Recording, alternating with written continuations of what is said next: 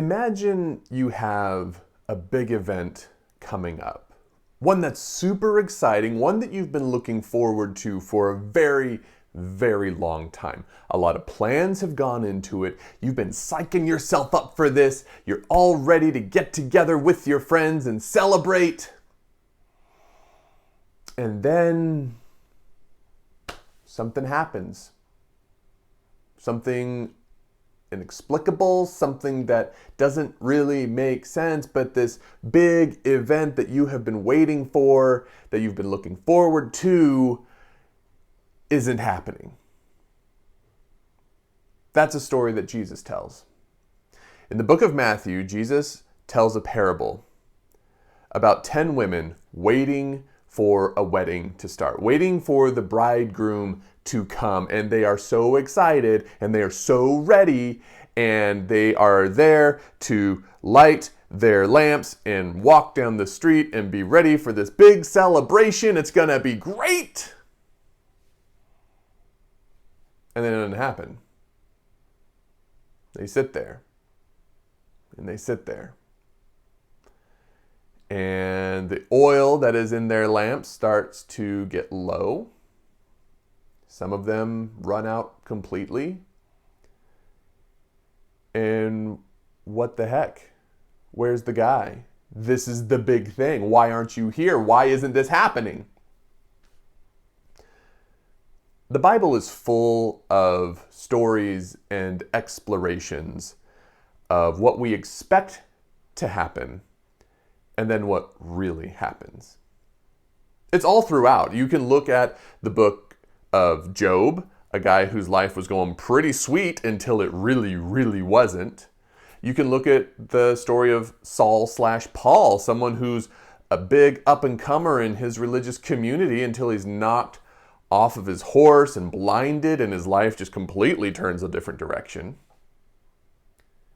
You can look at David, who was told he was going to be king, and then he is being hunted down by this other old guy king who doesn't want to give the throne up to this guy. And so he has to stay in hiding for like ever.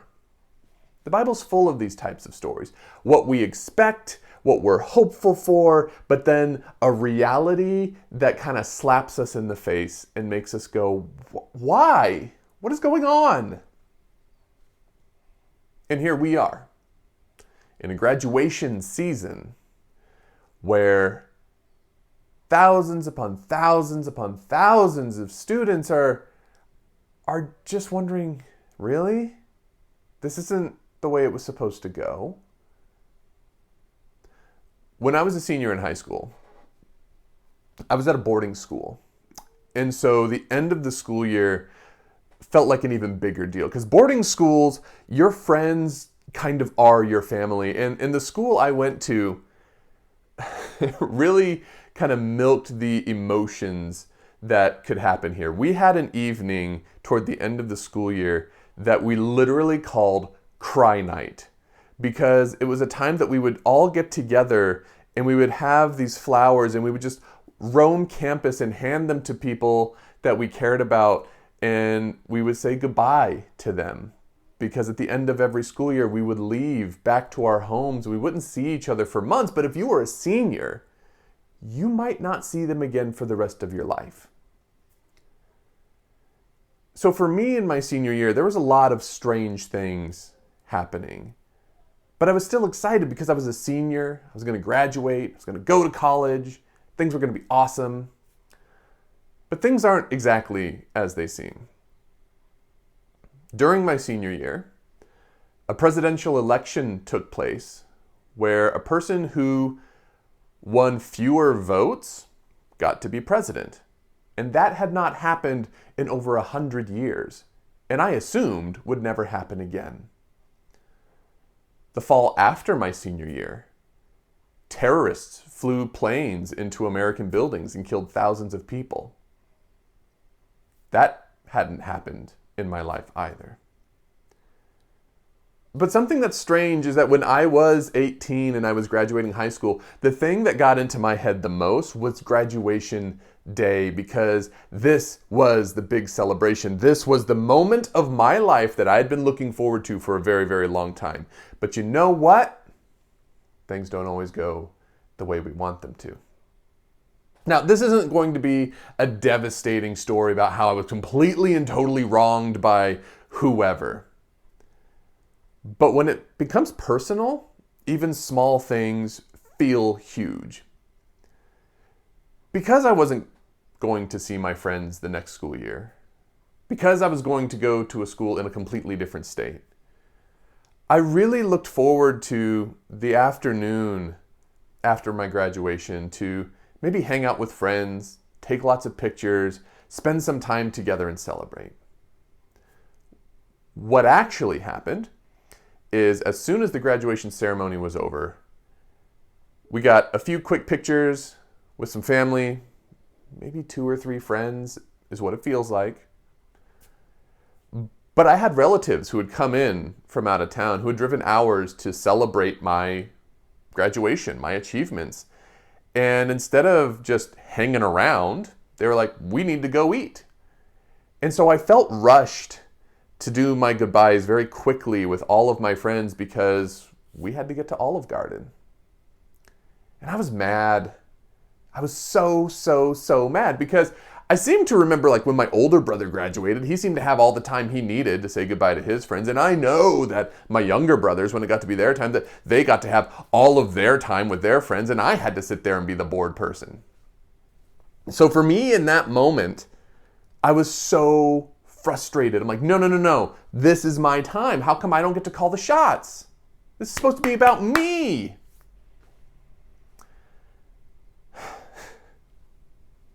When it's personal, it feels huge.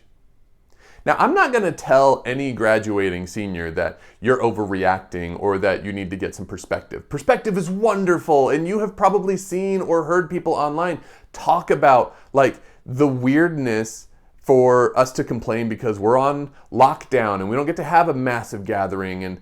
And one of my former bosses has posted, like, hey, when I graduated high school, I went to Vietnam. That is a wonderful and important thing for all of us to remember, but it doesn't always help us psychologically, because as people, what's personal feels like it's the most important. So I'm not telling you that you should change the way you're feeling about your graduation right now. If you are upset and frustrated and mourning and grieving, and if you had the plans to go places and they have been utterly destroyed, you have the right to be mad and sad and glad because you are graduating. So I'm not going to take away your emotions. You have those. Those are important. I do want to talk a little bit, though, about where you're headed. Because if the Bible gives us a lot of instances of people having expectations and those expectations not being met by reality, that's an important thing for us to remember right now. Growing up in the Adventist church, we spend a lot of time talking about what will happen and what the expectations will be for the future. We spend a lot of time talking about what laws may or may not come into place and how everything is going to shake out at the end. But I think if I look at all the other stories in the Bible, I have to admit and acknowledge that whatever we're coming up with, whatever we're expecting the future to be like, it's probably going to be different. And if we look at our current situation, what we're looking forward into probably doesn't look very appealing overall. Over 100,000 Americans have died in the last couple of months from a disease.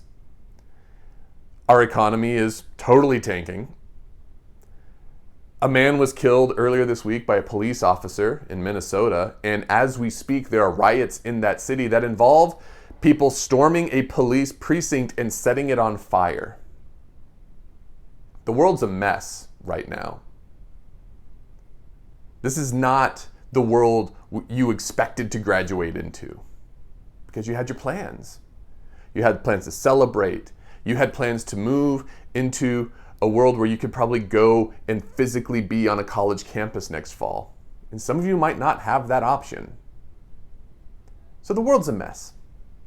And it reminds me of one of my favorite quotes by John Green, and it's on a poster in my classroom, and it simply says, "The world may be broken, but hope is not crazy." If we go back to the parable of the 10 women waiting for the bridegroom to show up, the bridegroom does come. It happens. It just takes longer than they expected.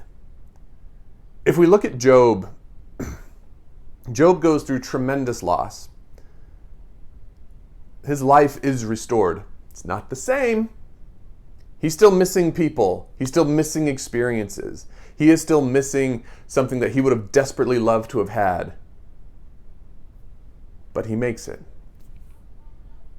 Saul changes his name to Paul, goes through a crazy life, which he says is absolutely worth it because of what he's able to do.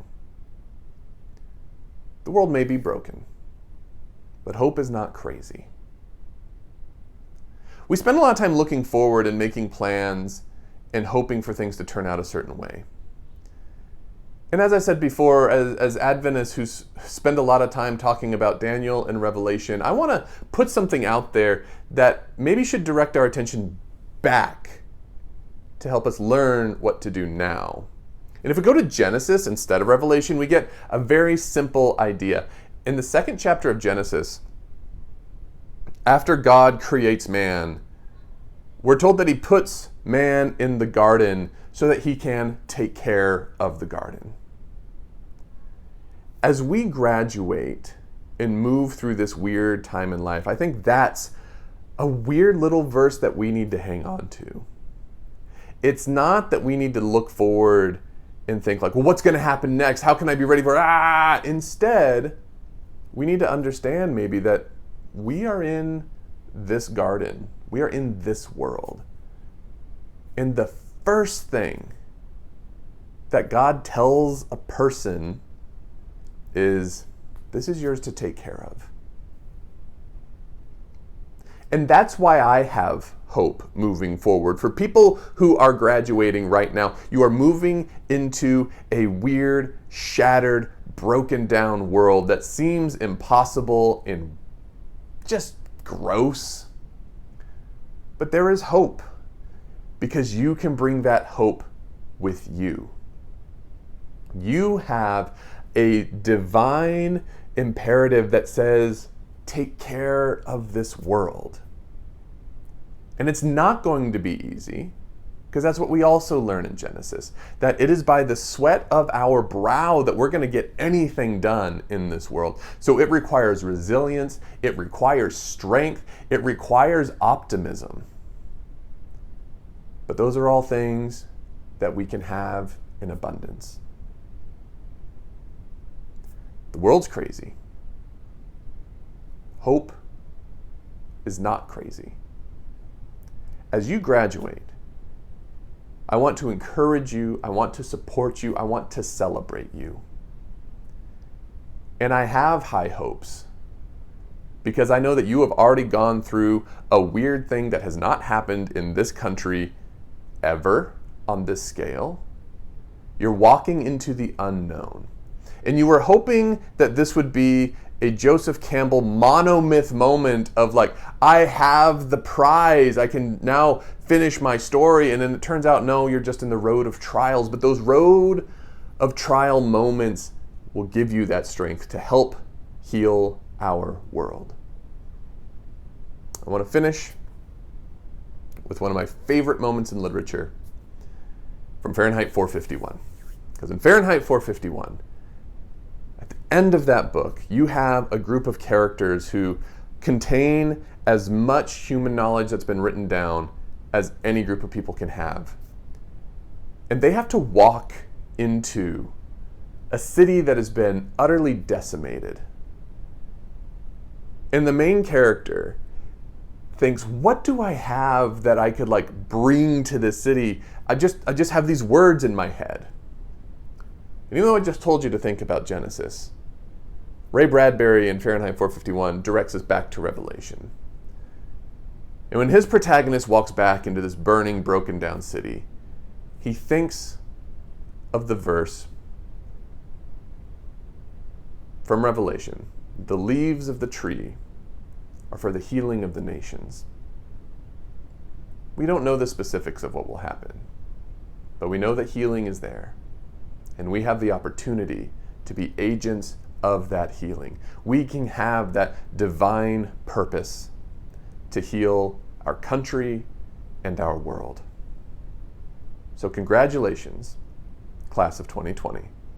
You have a lot of work ahead of you, but I have the faith that you have the strength to make this world a better place.